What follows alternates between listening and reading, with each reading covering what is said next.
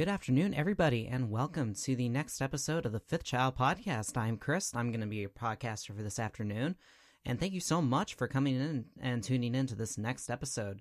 If you've been paying attention to the previous episodes before, this is the week, you don't really need an introduction, but if this is your first time popping into the podcast, this is the weekly gaming, anime, movie, television show podcast, where at the end of every single episode, I want to give you guys at least two different recommendations, whether or not I give you a movie and a video game and a movie, or maybe two anime or two video games or two movies or two television series. There's always going to be some different combination of what I'm going to provide for you guys.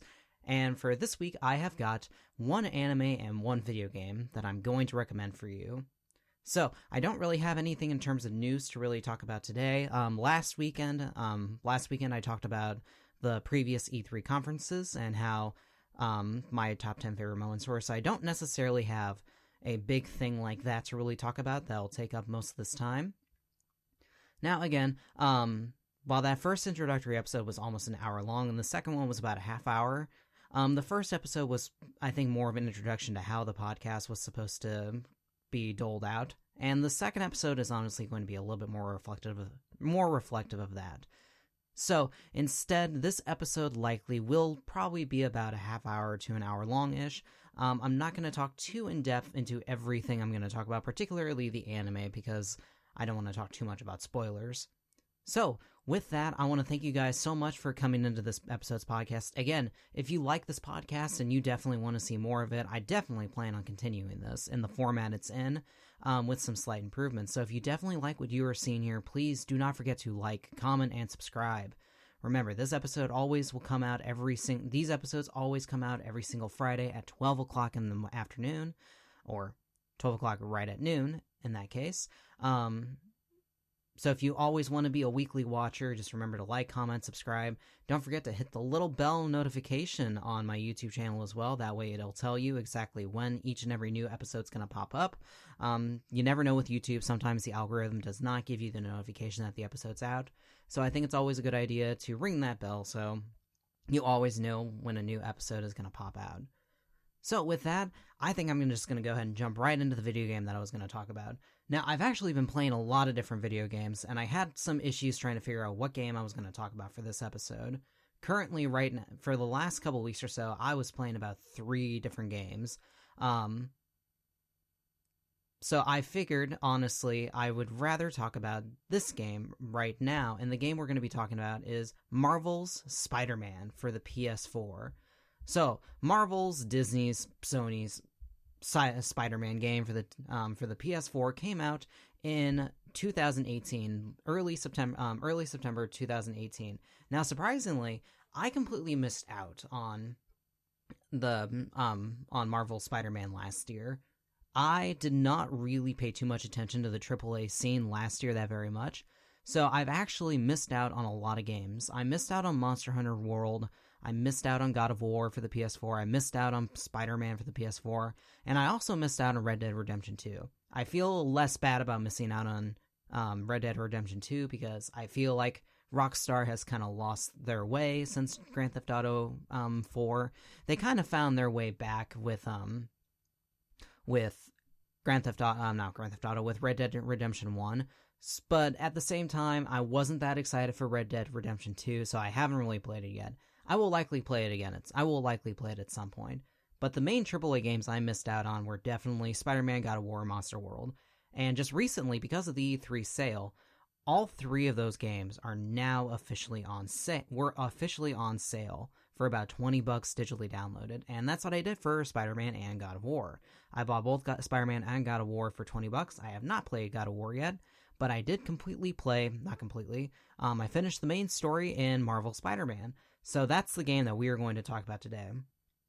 So, the main concept behind Spider-Man, we're going to go into the first category in terms of what's the concept and what's the story of it. So, Marvel Spider-Man is actually developed by Insomniac Games. Insomniac Games has been one of the biggest second-party developers for Sony since the early PlayStation 1 era. Insomniac Games was the main developer behind the original Spyro the Dragon trilogy. So Spyro the Dragon, Spyro 2, Ripto's Rage, and Spyro 3, Year of the Dragon. all three of the original Spyro games for the original PlayStation are some of my favorite Sony PlayStation titles. I honestly, personally, much prefer Spyro to the other mascot in the Crash Bandicoot series. Excuse me. The other games that they developed were the Ratchet and Clank series, which I actually haven't really played that much of, unfortunately. They've also done the Resistance Fall of Man trilogy. I think there's only 3 games in the series, if I remember right. I don't think they made a Resistance 4. They also recently made Sunset Overdrive, which surprisingly was only on the Xbox One. And just recently, they developed Marvel Spider-Man. So Marvel Spider-Man is only available on the PlayStation 4 by Insomniac Games. Like I said, it was only $20 when I purchased it last week. It's likely $40 right now, which isn't terrible at all. There's a lot of content for this game. There's a lot of content in this game for only $40. So let's go ahead and go into what the story. So if you don't know anything about Spider-Man, which I'm very surprised if you do not know this, Spider-Man is a Marvel comic superhero who is real identity is a young boy named Peter Parker. And then during a random field trip in his high school, he gets bit by a radioactive spider. And then the spider turns him into... That spider bite basically turns him into a superhero who has the reflexes of a spider, the strength of a spider, and also the ability to climb up walls and a whole lot of other stuff. And Spidey is probably one of the more versatile Spider-Man heroes, one of the more versatile Marvel superheroes ever, combined with the fact that Peter Parker is is generally considered one of the smartest of the Marvel superheroes. He's not as smart as, say, your Tony Stark, your Iron Man, your Mr. Fantastic, or your Doctor Doom, but he is fairly intelligent. And so this entire Spider-Man game takes place after Peter Parker has graduated high school and college. He's about 20, I believe he's 23 in this game. And it's the entire story is, the main concept of it is you get to play an open world adventure with Spider-Man just traveling around New York City, fighting crime, and in the main storyline, fighting against a crime syndicate known as the Demons, who are trying to take over New York City's criminal underworld after Spidey locks up one of the main Kingpin, no pun intended, that's actually his villain nickname, while taking down the Kingpin of New York City, Wilson Fisk. So after Wilson Fisk gets put in the jail, this crime syndicate known as the Demons take over New York City's crime underworld, and Spider-Man must wrest control from this crime organization, and the superhuman over the crime lord, which I will not go into spoilers because I do not want to spoil who many of the major villains are in this game, if you haven't already played it. All this entire time, he's trying to make amends with his previous girlfriend, Mary Jane Watson.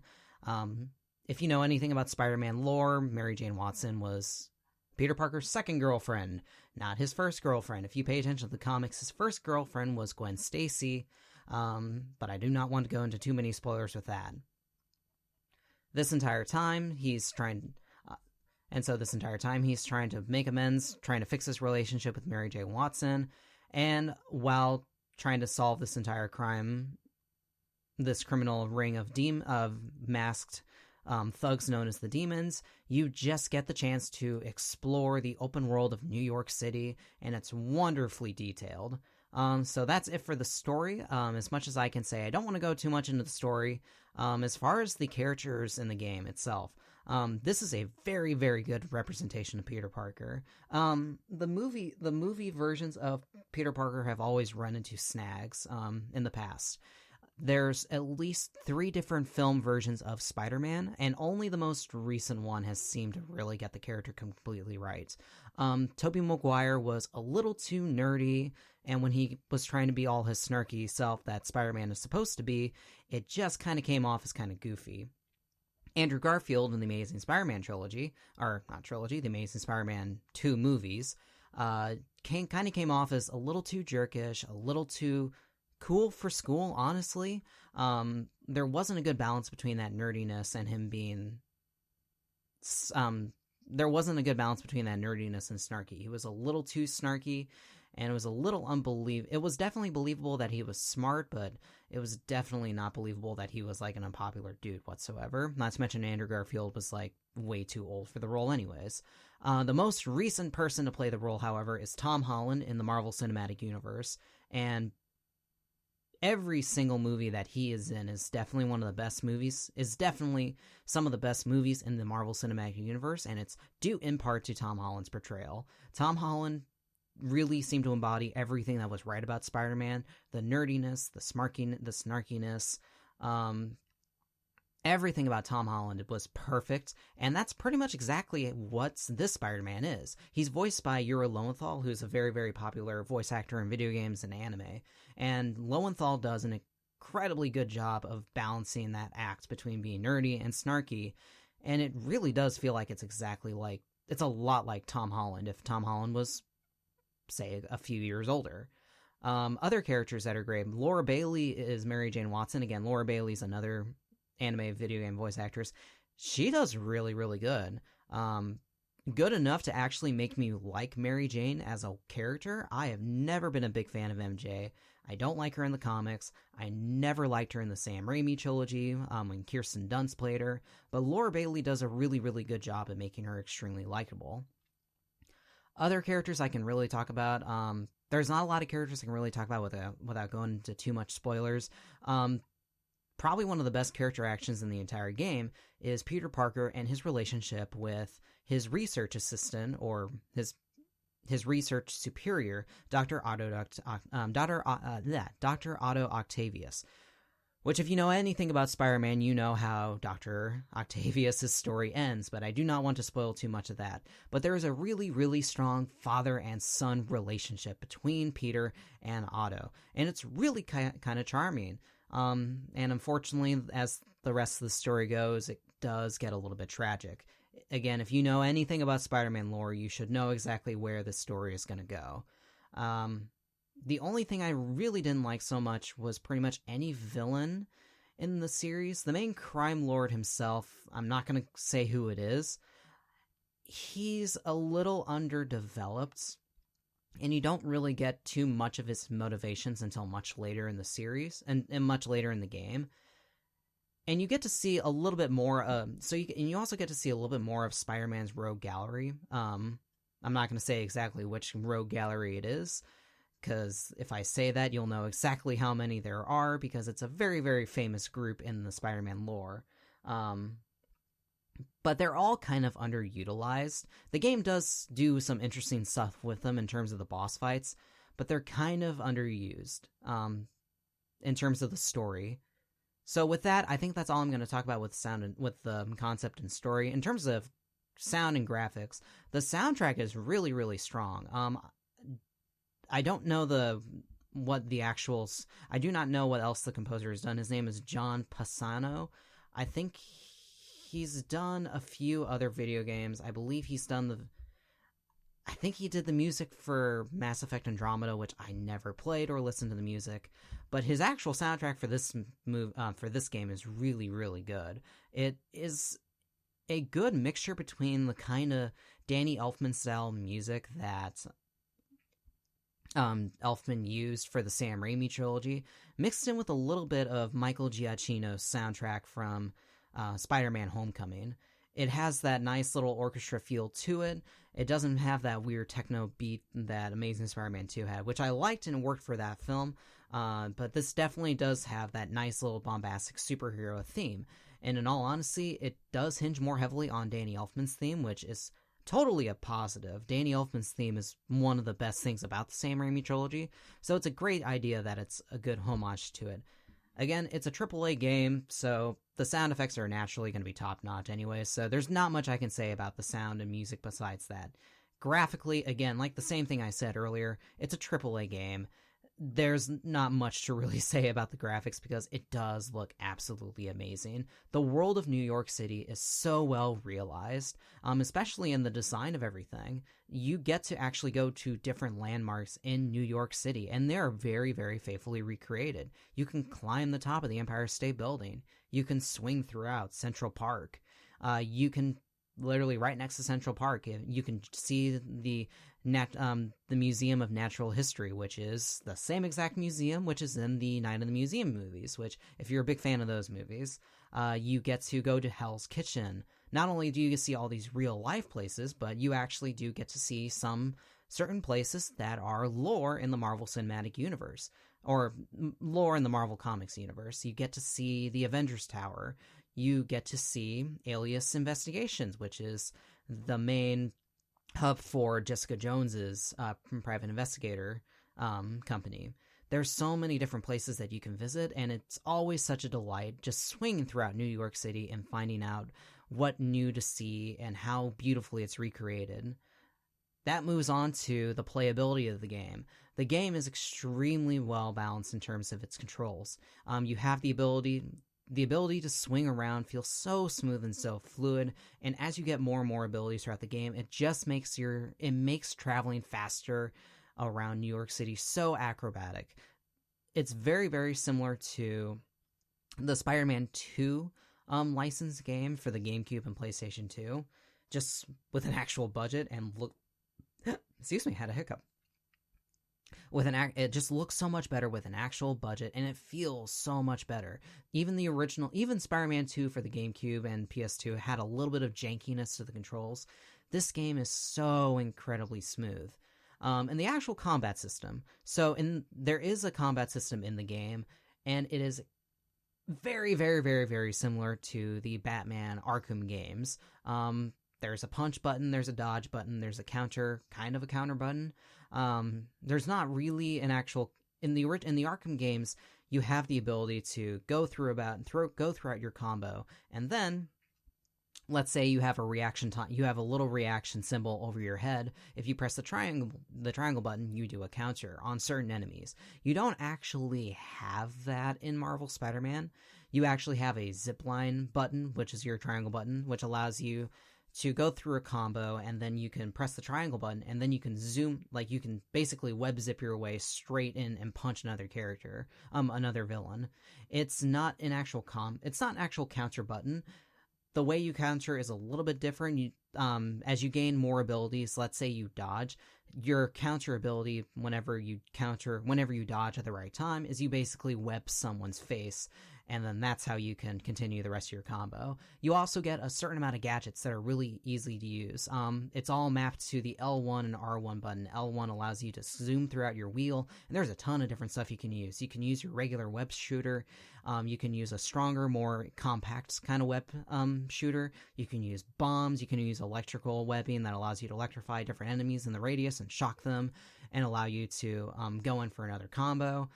You also have the ability to, once you get more combos in a fight, you will have the ability to use a takedown ability, much like the Batman Arkham games. Say you have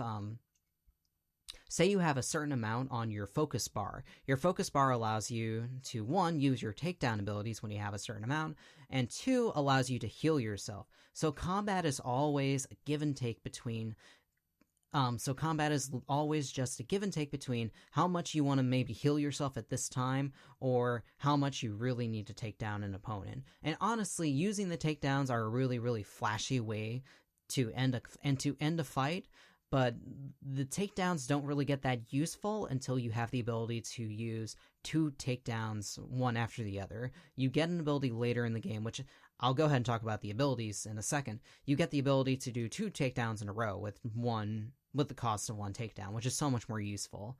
You also have the ability to level up your skills and your abilities and your gadgets. And the way you do this is by going throughout the city, completing different objectives, getting different kinds of tokens in kind of a collect-a-thon manner, and then spending those tokens in order to upgrade certain gadgets you have. Throughout the game, there's an RPG element to it, where the more stuff you do, the more your level increases, much like the Batman Arkham games. That allows you to upgrade your skills. Say, for example, you can throw bigger enemies. You can use the triangle button and actually yank a person's gun out of their hands. There's a whole slew of different abilities you use, which really does open up the combat. So with that, let's go ahead and talk about how enjoyable this game is. This game is extremely fun up until a certain point. So all the reasons why this game is actually fun, I've honestly already talked about. Again, like I said, ziplining and webbing and web swinging your way throughout the city is extremely fun. The more abilities you get just makes it so much easier to go through. The combat system is extremely fluid, but here's where the rub of it is. When you play the main story of the game, you unfortunately get to a certain point where a lot of the enemies do get a little tough to manage. A lot of the enemies are have very, very unclear ways that you can actually fight against them, and it's very easy to get kind of overwhelmed. Compared to how you feel much earlier in the game, where you definitely do feel like you can take down every single enemy in the room, it does get a little bit more difficult later on, and particularly you also are forced into these stealth missions, kind of like a lot like the Batman Arkham games. So it does make the game kind of slow down its pace a lot. Another issue I definitely have with the pacing of the game, there's so much different collectathons in the game that you are allowed to do, and honestly, it's a lot more fun doing those than it actually is doing the main story of the game. The main story of the game is actually a really, really good story. Don't walk away from this thinking that I don't think the story is any good. It's just so much more fun to actually swing around New York City and finding all of these different items you can get. There was a point early in the game and then midpoint in the game where I just reached a lull in the story and I realized, well, I might as well just collect everything that I can get right now. And about 2 or 3 hours passed and I was like 100% complete on most of the collectibles I could find, that I was really behind on the story, and I realized, oh, well, I suppose I should probably finish the story so I can actually talk about it on the podcast. So, unfortunately, the pacing is probably my biggest issue with it, and it definitely becomes an issue after the midway point. And once you get to, say, the last quarter of the game, it does get better. You do get back into the story, and then the real villain of the story pops out. No spoilers from me. And the game does get a lot more interesting from there. So with that, that's all I have to say about Marvel's Spider-Man. It gets a big recommendation from me. If you like the game, definitely pick it up. It is $40 right now. It's not a $60 game. It does regularly go on sale. You can always pick up a used copy at GameStop or Amazon if you don't want to spend that much. There are also 3 DLC packs for the game. One that's centered around Black Cat, one that's centered around the mercenary corporation Silver Sable. And I completely forgot what the other one was. I know it's based on a crime. It's based on a crime boss in the Marvel Comics universe. I want to say it was the dude from Punisher, but I'm not entirely certain. I completely forgot of it. It's Hammerhead. There we go. It's based around the crime lord Hammerhead. So that's all I have to say about Marvel Spider-Man, and now we're going to switch gears and we're going to go into the anime I'm going to talk about.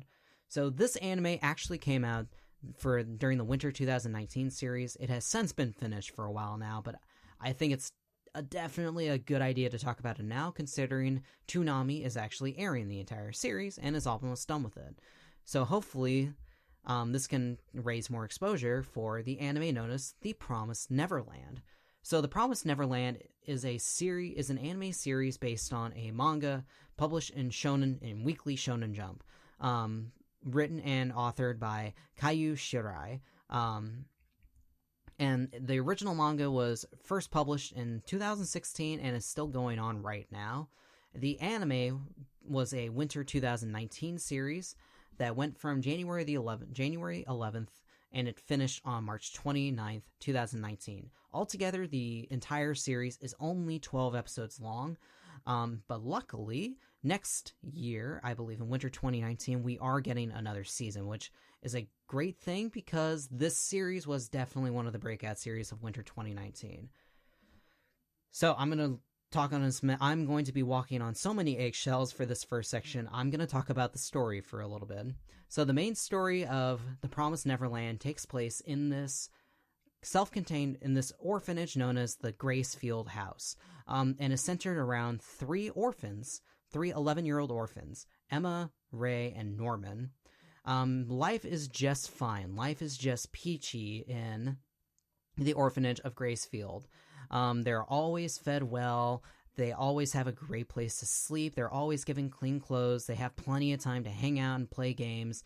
And it's shown they're given so much love by their mother. I'm saying quote-unquote mother there, who was the main caretaker of the Gracefield house, Isabella. All three of the characters have their own distinct different personalities. Emma is extremely bright, cheerful, very, very playful, very athletic. Ray and Norman are very calculating kind of people. They're very, very intelligent. They're very smart. They're very pragmatic. But the weird, strange thing about the Gracefield house is that they don't have a lot of freedom. There's a gate that connects between the house and the rest of the outside world, and they're not allowed to venture outside of they're not allowed to go outside of the main grounds, and they're generally just not allowed to go out into the outside world. So I do not want to talk anymore about the story because there's a big moment in episode 1 that lays out the groundwork for how the rest of the series is supposed to go. So The Promised Neverland is, for the most part, a dark fantasy thriller. This series is a shonen series much in the same like of Death Note. This is kind of the thinking person shonen series. There's not a lot of action. There's a lot of thinking and there's a lot of talking. And the main catalyst for the rest of the series occurs in the last 5 or so minutes of the first episode, where you figure out exactly what the Gracefield house is, what exactly Isabella the mother is really doing, and how important it is for Emma, Ray, and Norman to get out of Gracefield house. Again, this was a big, big surprise for anyone watching The Promised Neverland, the first episode, and no one really, really wanted... Everyone tried their best not to spoil the rest of the series, to spoil that first episode. So I'm not going to do it now. I'm not going to do it for the rest of this podcast either, because I definitely want you to be able to check out exactly what this first episode was, and excuse me, and how it laid out the groundwork for how the rest of the series is supposed to turn out. So with that, that's all I'm going to talk about the story, and that's all I'm going to talk about the story. I'll go ahead and talk about the characters for a little bit. So like I said before, Emma is very, very athletic, very, very cheerful, but has these moments where she does definitely fall into certain depressions, and and her actions do become very, very desperate as the series goes on. Ray and Norman have a very, very strained dichotomy between them. Both of them are incredibly pragmatic and incredibly intelligent, but oftentimes they work kind of side by side or by themselves. They very rarely sometimes work with Emma in order to get out of the Gracefield house.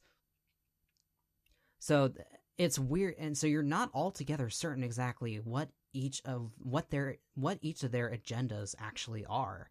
So that makes a lot of intrigue into that gives a lot of intrigue to be found in this series. And all three of these young orphans working together, like I said, they're easily the smartest people. They're the smartest orphans in this orphanage. So they're the ones who are most likely to be able to think of a plan to escape the orphanage. They're incredibly intelligent, like I said. They always try to think one step ahead of their captors, of their enemies. And they always try to... The first, I'd say, 8 or so episodes of the series is a constant sense of testing out different plans, finding out exactly the fail-safes, finding out the flaws, finding out what works out well about them. And they're always trying their best in order to improve. And it does also, even though this is a dark thriller kind of series, there is a lot of hope that is instilled into the main characters through their actions and how they're able to hopefully see the light at the end of the tunnel. Now, in terms of the actual villains of the series, I'm not going to say what the villains are, but I will focus on sort of the foil to Emma, Ray, and Norman's plans, and that is Isabella, the mother of the orphanage. Isabella is a terrifying main villain. Just in that first episode alone definitely pulls the wool over your eyes and shows you how sweet, how caring Mother is. And then the facade just completely drops as the series goes on, and you realize exactly how determined she is in her goal to complete it and make sure that these orphans stay in this orphanage. She is such a terrifying villain, and honestly, she's mostly terrifying because she doesn't really have any kind of abilities to her. She's just incredibly cunning, incredibly smart, and she's incredibly normal. There's nothing superhuman about her, despite the fact that she is just incredibly smart and incredibly cunning. So that's all I have to say about the characters and story. I could talk at ends about how good the series actually is and what that main catalyst and what it does for the rest of the series. But I want all you listeners to figure out exactly what that entails. In terms of the art and animation, the character designs are all fantastic, and as is the animation. I didn't mention this earlier, but the anime is produced by Cloverworks. Cloverworks was a subsidiary of A1 Pictures. A1 Pictures was the animation studio in charge of Blue Exorcist, Fairy Tail, Sword Art Online, the Erased series. So they are and just recently they helped out with Darling and the Franxx. So they are an incredibly versatile studio, and Cloverworks is its own subsidiary. Was a subsidiary of A1 Pictures before they decided to go more freelance, and this is one of their first series that they decided freelance.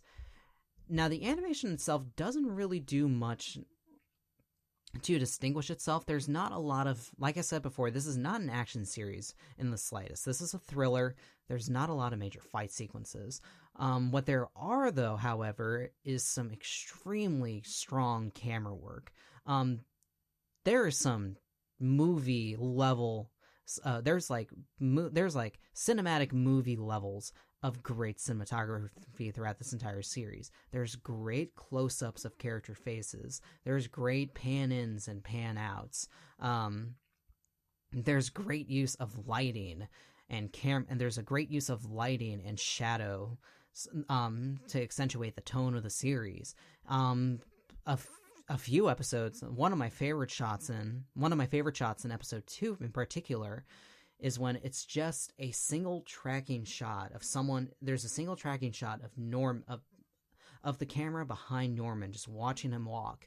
And there's a certain peripheral to the actual camera work that just looks absolutely amazing. And the entire series just used great cinematic techniques like this.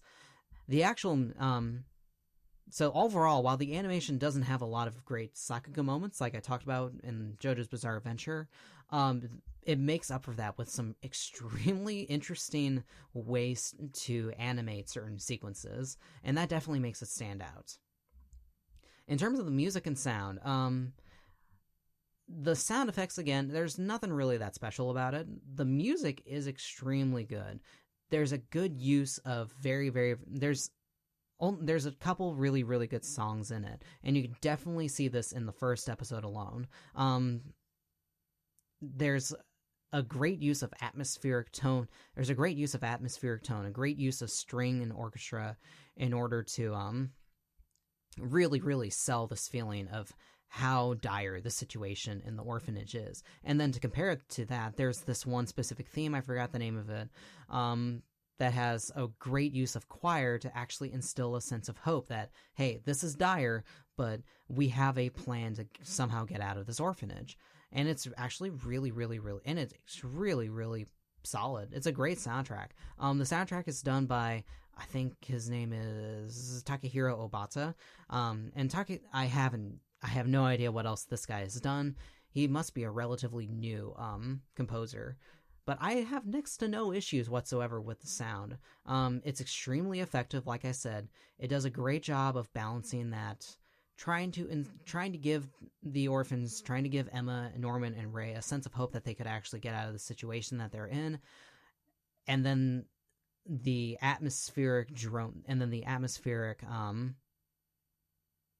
weighing down of the situation, the weighing down of the situation that actually does instill a sense of dread, and giving a tense atmosphere to the series. So, In terms of everything else, the last thing I'm going to go ahead and talk about is how enjoyable is this series. Incredibly enjoyable. Like I said, that first episode just gives you such a gut punch that it makes it difficult not to watch the rest of the series. And by the end of it, all of these characters go in different places. And you get to see a full range of emotion for every single character as they go to relatively dark places in order to find a way to escape Gracefield Orphanage. I'm really, really excited to see that there is going to be a season 2, but because after this season, after winter 2019, I would argue that Promised Neverland could easily become one of the best series of 2019, given time. We'll have to see exactly how great a second season is going to go, but thankfully we are getting that second season very soon, so that is good. In terms of how you can watch so that's it. Promised Neverland gets a massive recommendation for me. It's easily probably one of my favorite series from the winter 2019 series. It's not my favorite anime of this. It's not my favorite anime of this year. There is another series that was my favorite. I will talk about that at some different time. But if you really, really are interested to check out Promised Neverland, again, I implore you, just watch that first episode and see if this kind of series is for you. Like I said, this is not a big action-heavy episode. This is not an action-heavy kind of series.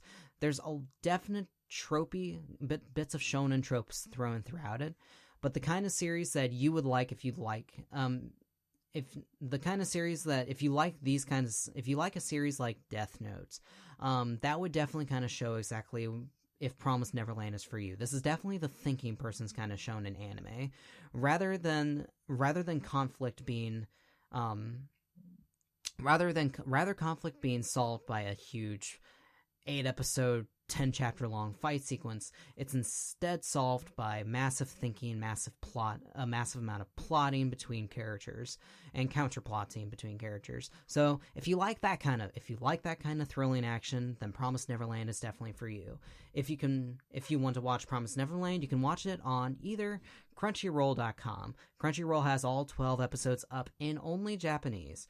If you do want to check out the English version, Toonami on Adult Swim might actually have a backlog of the previous episodes, and I believe they air every single Saturday morning or Saturday night or Sunday morning on Adult Swim. So if you definitely want to check that out legally, you can watch Crunchyroll, or at some point in time, I believe Aniplex and Viz Media has the rights to Promised Neverland, so I am pretty certain that there will be a DVD Blu-ray release sometime, hopefully within the next year, hopefully. So those are ways that you can definitely watch it legally. With that's it for the podcast episode. Again, thank you so much for staying with me. So you walked out of here with 2 different recommendations. Marvel Spider-Man for PS4, a big AAA title, which I said back in my first episode I would not talk about AAAs that much, but I just had to talk about Spider-Man. And then the anime for today is the Promised Neverland. So if you definitely want to check out those series, I give them my utter and total recommendation. So with that, that's all I have to say for this episode's podcast. Again, if you like what you see here and you want to see more, please leave a like, comment, subscribe, ring that bell so you exactly know when the next episode airs. And again, every episode should come out at 12 o'clock in the afternoon on Friday afternoons. Thank you so much for stopping by. This has been the Fifth Child Podcast, and I have been your podcaster, Chris, for today, and I cannot wait to see you guys in the next episode. Thank you guys. Have a great day.